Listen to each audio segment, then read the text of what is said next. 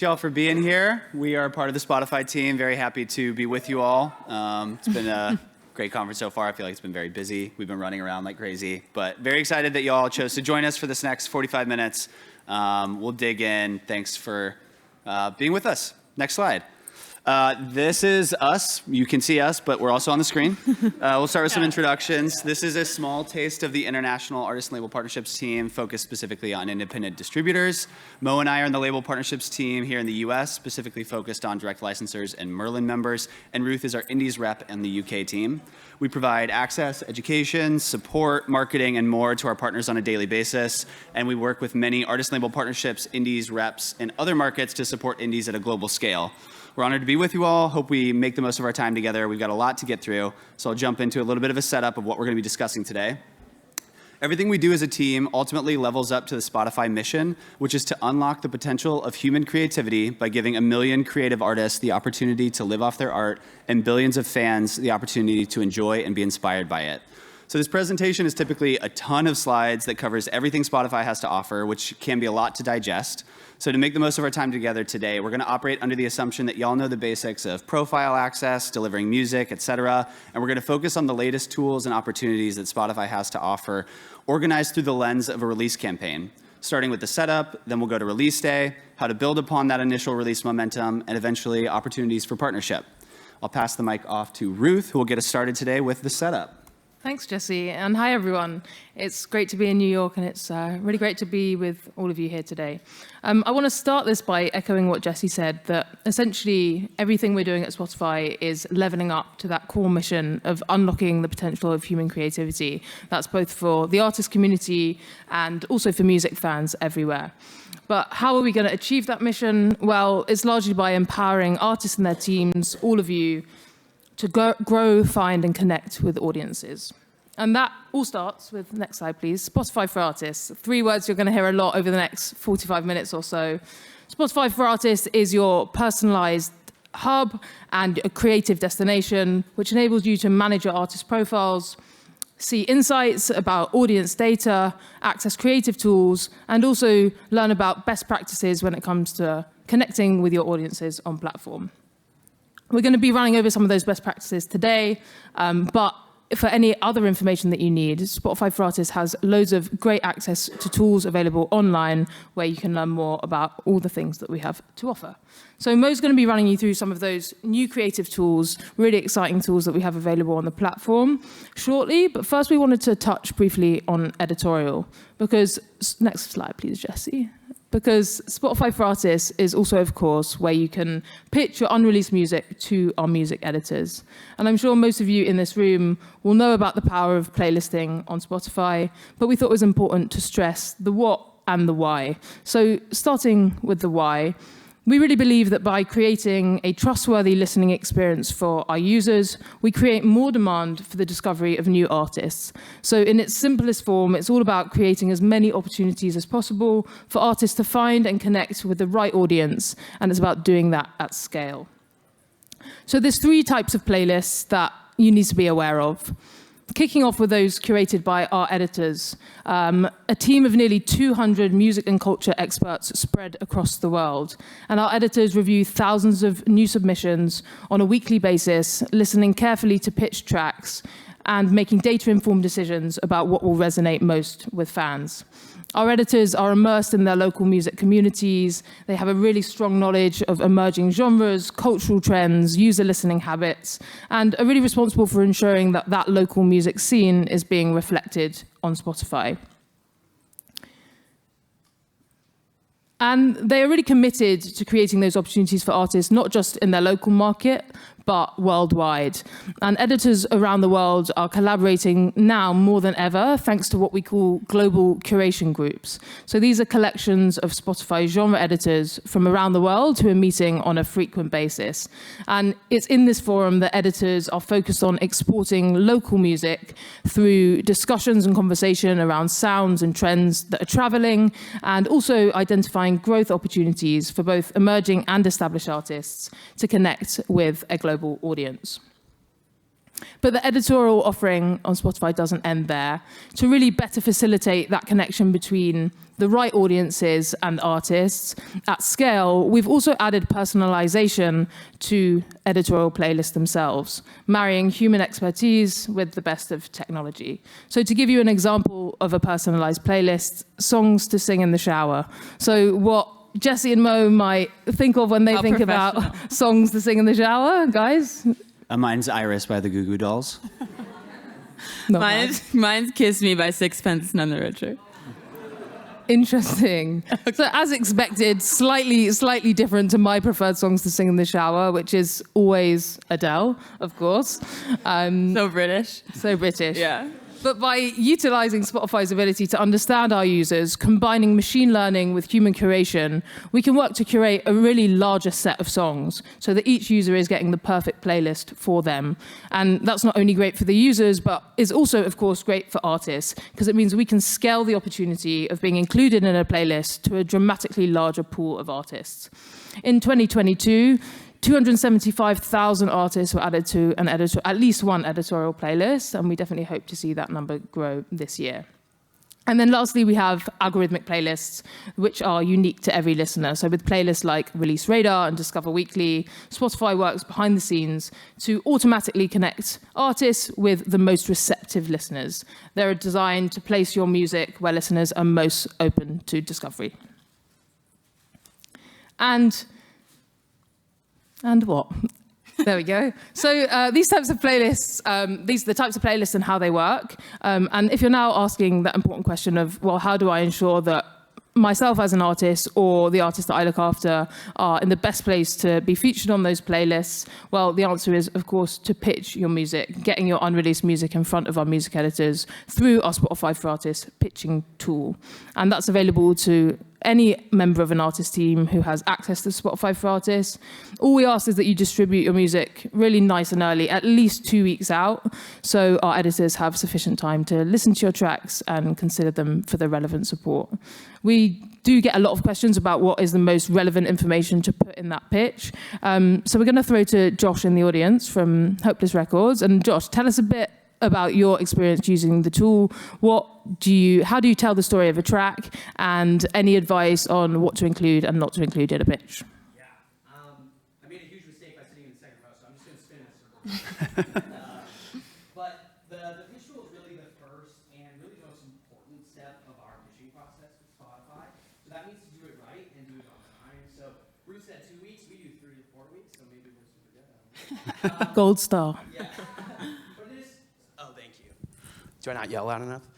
It is super important to do it on time and as far advanced as you can, because the whole goal is to have the music be listened to, and if you don't have it in time, that's pretty tough. And also, a big important part of it is to just do it right and do it all the way. There's lots of cool stuff you could take advantage of on the platform. Sorry, I'm not. On the platform, like, you could do different moods, you can do different genres, you can do different languages, different instruments, all this stuff that can cue editorial and marketing people in the team at Spotify on what this track is and get it past just submitting. Another big important part is the empty blur at the end of the pitch, which is really the most human element of all of this, which is important. And what we do there is a mixture of context and story, and also the marketing trackers. So in the beginning of it, we're usually saying what part of the release this is. Is this the priority single? Is it a warm-up track? Is it a fan track? Giving that context. And then a little bit of story, whether it's 1 to 2 sentences. Sorry, I'm zooming here. 1 to 2 sentences on what this song is about. They can especially like set it apart from the rest, because this is a tool. There's not a ton of human element to it. Again, like what can set this apart and cue people in past just the first listen. And the second part is the marketing drivers, which I try to be super concise on, which is like what are the 3 or 4 biggest things happening? It's not a gigantic list of tour dates or press looks. It's the 4 things that are happening. Is it virality? Is it Spotify growth? Is it a big tour? Is it a big city? And at the end, I press submit, and then I bug them for the next week. Amazing. Thanks, Josh. Thank you. Yeah, super helpful, and definitely something worth noting. We all look at those. Our editors look at those. We see those. Josh does great pitches. A lot of our partners do excellent pitches across the board. So yeah, getting them in early, super important. This is the less fun conversation, but a very important note, because we know it's top of mind this week in other panels and discussions. You cannot buy your way onto Spotify playlists, and any company that's offering guaranteed streams in exchange for money aren't legitimate. These companies are engaging in what we refer to as streaming manipulation, which goes against Spotify's guidelines for music promotion. Using them could result in your music being removed from Spotify. That's in worst case scenarios. Any service that claims to offer guaranteed placement on playlists on Spotify in exchange for money are in violation of our terms and conditions, and they shouldn't be used. It's important to note that we do have protective measures in place to catch, mitigate, and remove artificial streaming and streaming manipulation. When cases are detected, we will take the necessary action against artificial streaming, including the withholding of royalties, the correction of streaming numbers, and measures to ensure that the artist or song's popularity is accurately reflected on our charts. All of this with the intention of making sure that all artists are being fairly compensated for real consumption behaviors on platform. That all being said, we can move past this very fun topic, get back to the release process. Keep going, keep going. Yeah, we'll move on to Mo and the release day. Thanks, Jesse and Ruth. Fantastic overview. So you might be thinking, okay, I have all this set up. How do I ensure that for release day, my artist, I'm doing everything I can for my artist, regardless of stature or career maturity leading up to Street Week? Great question. I'm glad you asked. I'm happy to walk through what those tools look like for release day. And at the end of the day, there's no one-size-fits-all approach, so it's up to you to figure out what works best for your roster. First, let's talk about artist pick. This is a way to customize and personalize your artist page to really put what they want to be at the forefront for their fans. You can see here, thanks to Christine and the Queens, ways that you can see it's pinned to the top of their profile. There are lots of ways to use this tool. Maybe your artist is featured on a track and that track isn't yet in their popular tracks section of their profile, but you want to make sure that fans visiting your artist profile see that they have more going on. Artist pick. Maybe your artist wants to showcase an album they have nothing to do with that they've just been listening to a lot lately. Artist pick, exactly. Maybe they have a piece of merch they want to move. You can even pin that to the top of their profile. You guessed it, artist pick. Great way to use it.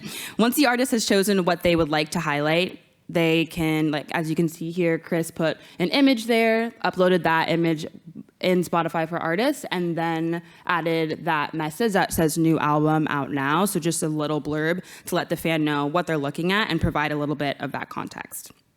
That stays up for 2 weeks before our system actually pulls it down. That's so you don't have like a Christmas single pinned in the middle of March or something like that. We want to make sure that it's evergreen, that it still feels current and good. Another pinnable entity, if you will, is actually a playlist. So we'd love to dig into artist playlists quickly. As you know, artists can create playlists, they can curate them on their own, and then upload that specifically to their profile. Here are some examples from some fantastic indie artists that we work with.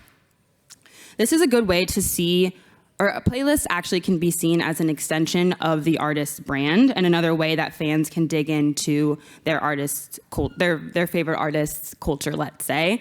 Totally normal also to seed in some tracks of the artist, even if they're saying, here's some of my favorites. It's okay to like put in whatever tracks you're working. And you would also hope that some of their artist's favorite songs is like their own music, right? Of course. You want to sell, you want to like what you're selling.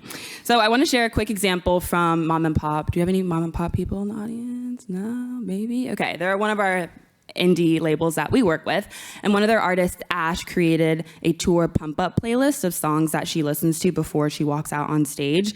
And fans really took a liking to that and would listen to that and then felt like they were kind of with her before those moments of, sweaty palms going out to play that first track of the night. I love this idea because it's almost like a different way of looking at BTS content, really bringing your fans in, showing them something different, and giving them a peek behind the curtain. So let's say you pinned this release to your artist page, you created a curated playlist, you have those tracks slotted in, you might be thinking, surely there's more I can do, Mo, give me more. There is, so thank you for asking. They're so engaged, they're so leaned in, right? They want to know more. Okay, let's talk about clips. Clips are short, under 30-second vertical videos that your artist can upload via Spotify for Artists and link specifically to a track or an album. So on the right side, you can see this is Domino Records artist, Georgia, who uploaded this clip, and then she attached it to one of her recent singles. Our goal with Clips is to deepen artist connection to fans and to drive the metrics that really matter to grow an artist's career, which are, of course, streams, saves, and follows. Clips are uploaded directly via Spotify for artists, and by default, they're attached to their artist profile. Now, I do want to say, it might sound corny, but we do want to make sure that artists are doing what feels authentic to them on platforms. So this isn't like some other platforms potentially. Like, it's not necessarily like social media where people are really looking for that front-facing dance trend content. It can really be anything that feels authentic to the artist. So maybe an artist that isn't comfortable being on camera would like to post naturescapes or some creative inspiration behind their album art, something like that. It's really to whatever feels good to them. We, of course, want artists to be engaging with this tool, but not at the expense of authenticity or creative integrity. Clips are still in beta right now, but we're rolling out the feature to more and more artists over the summer. If your artist doesn't have Clips access, then you can visit clips.byspotify.com. You can find it in Spotify for Artists for more info there and to be added to the wait list to hopefully gain access soon. Next, let's talk about countdown pages. All right, I know I'm preaching to the choir here, but that pre-save, like pre-release moment is really important for artists to be able to build that momentum before Street Week to contribute to the success of an album. This is why we're currently testing countdown pages to help build hype for your artist's release. Countdown pages, this is just as displayed by the fabulous Yeji, enable fans to pre-save an upcoming album, preview the track list, count down to the release, and upload clips all in one place within Spotify.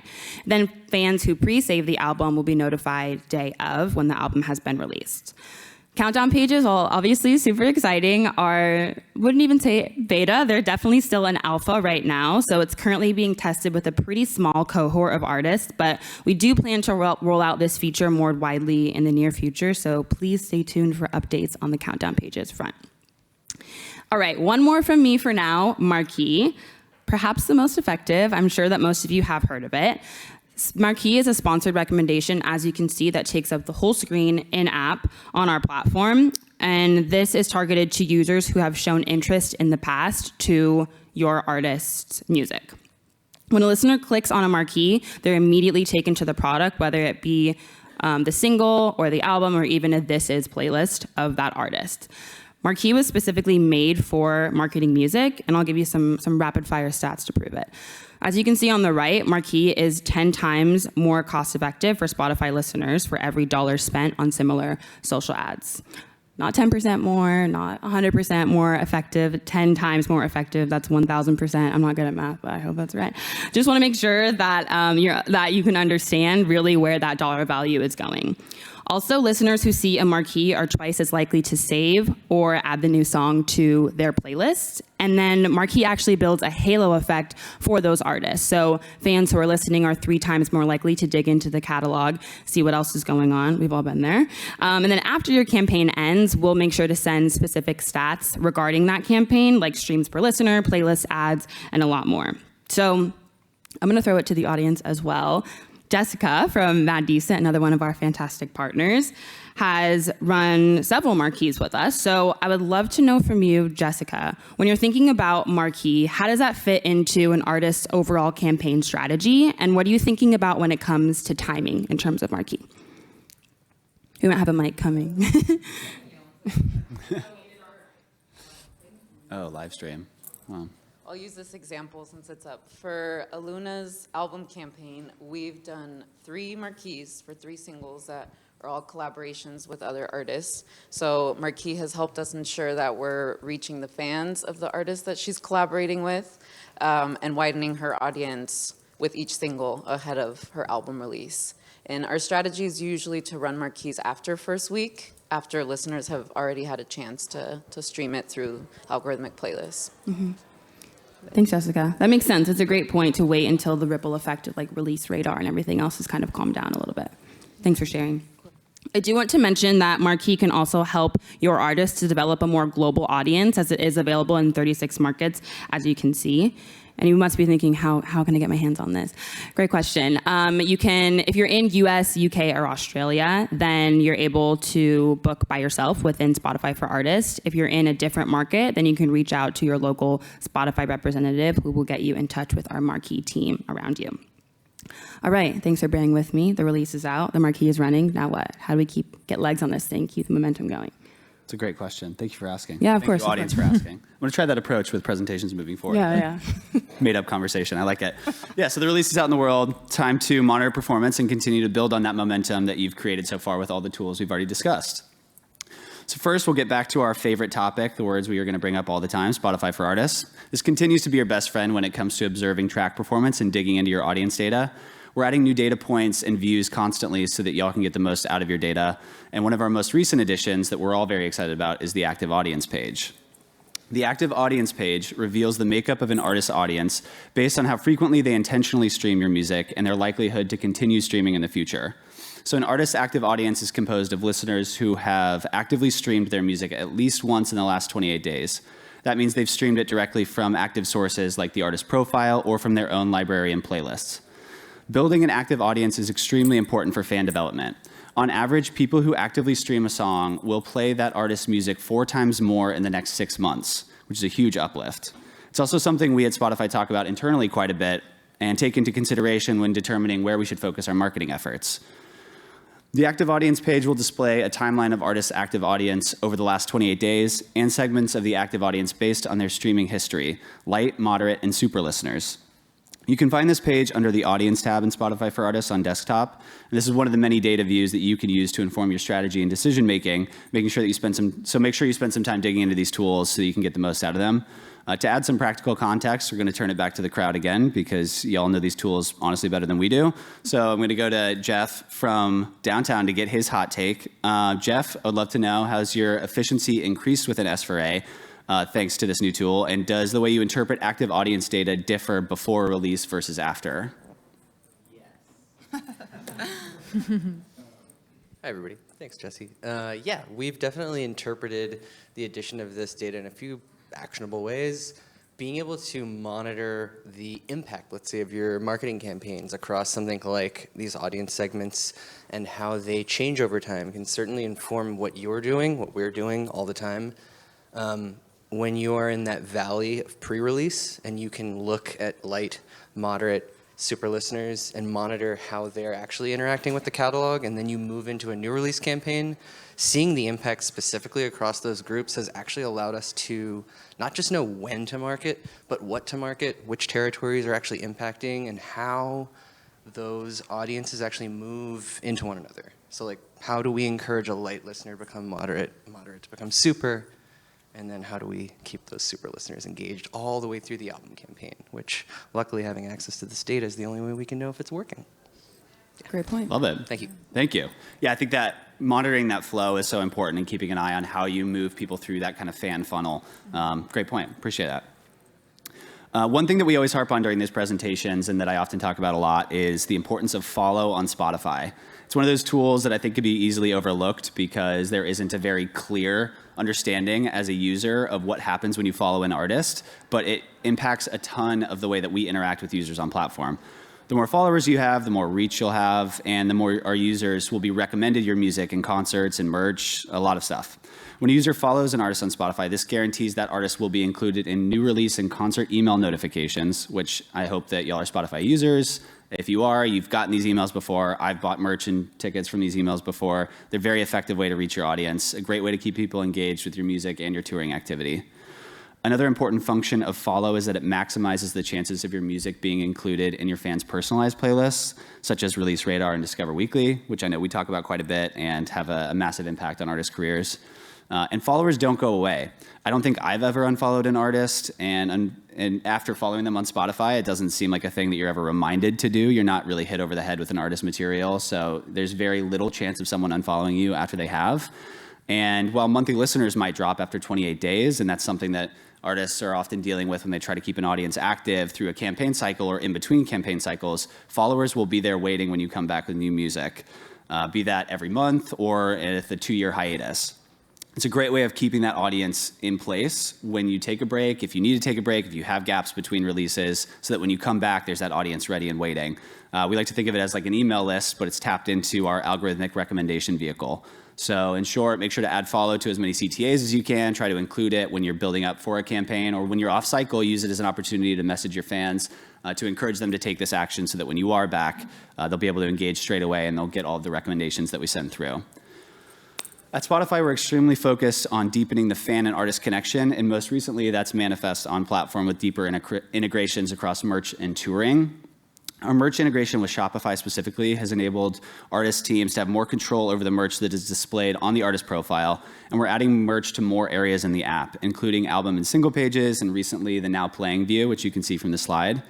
I like this stat a lot. More than half of all merch clicks come in the first 24 days after a release, and 2/3 of all your merch clicks come from fans who follow you, like your songs, or add them to a playlist. So it's important to make sure your merch is timely, topical, and up to date where you can. That'll give you your best shot of taking advantage of those first 24 days and to really reach the fans who follow you by getting them to engage at that deeper level. Similar to merch, we're very focused on concert discovery and creating more and more opportunities for your fans to hear about your concert dates in their city. We've integrated ticket offerings into the Now Playing view for listeners, so artists can grab a listener's attention right where they're listening to their music and it's resonating most. Additionally, artists can spotlight concert dates to the top of their profile as an artist pick, which Mo was mentioning earlier, and now to their This Is playlist as well, which I've started to see pop up on artists that I love and has been a great reminder when artists are on tour that I can find the date in New York City and go check them out. As long as you have your show listed with one of our ticketing partners, which you can find outlined on the FAQ page in Spotify for Artists, your concert dates will be shown across the sections outlined here. And we normally recommend to artist teams that Songkick is the best way of customizing and controlling those dates that show up. So we have the Ticketmaster integrations. Those things are pretty automatic. But if you need something added manually, Songkick is definitely your best bet. And you can help control that within Spotify for Artists as well. Wanted to shout out our Fans First team too, because they take our support for merch and concerts to a whole nother level through the Fans First Access pre-sale and exclusive merchandise offers. These campaigns are bespoke and they're targeted to each artist's core audience using Spotify's unique data sets. Right now, we tell partners that the threshold for these campaigns is typically at least 350,000 monthly listeners, and submissions for merch exclusives are handled through your label partnerships rep, which is us and a number of other people globally, and tour pre-sales in the United States are handled via your artist's agent through our touring team, which is a recent update as of the last year and a half or so. So that's how those campaigns are set up, and we have a review process in place for those. But the important thing to note is that the demand for these campaigns is really high. So make sure you submit your request for consideration as far in advance as possible. We recommend like at least 4 weeks, but if you can get as far ahead of that as possible, that definitely gives us more time to try to prioritize your priority artists for these types of campaigns.